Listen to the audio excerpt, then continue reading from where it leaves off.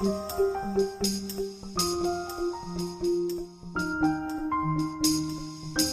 ηλιακή ακτινοβολία φτάνει καθημερινά στην επιφάνεια του πλανήτη μας. Ένα μέρος απορροφάται από τη Γη και ένα μέρος επιστρέφει στο διάστημα. Γύρω από τον πλανήτη μας όμως υπάρχει ένα στρώμα αερίων που αναγκάζει ένα ποσοστό της ανακλώμενης ακτινοβολίας να επιστρέψει πίσω στη Γη, με αποτέλεσμα αυτή να θερμαίνεται. Αυτό είναι το φαινόμενο του θερμοκηπίου και ονομάζεται έτσι γιατί η λειτουργία του είναι ίδια με αυτή του θερμοκηπίου.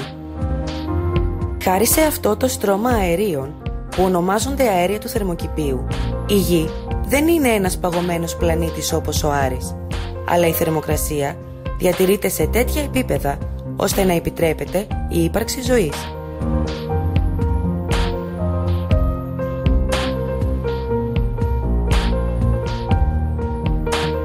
Τα κυριότερα αέρια του θερμοκηπίου, εκτός από τους υδρατμούς, είναι το διοξείδιο του άνθρακα, το μεθάνιο και το διοξείδιο του αζότου. Τους τελευταίους 2 αιώνες, η επέμβαση του ανθρώπου οδήγησε στην αύξηση των ποσοστών των αερίων του θερμοκηπίου, με τη μεγαλύτερη αύξηση να προκύπτει την τελευταία 20 ετία.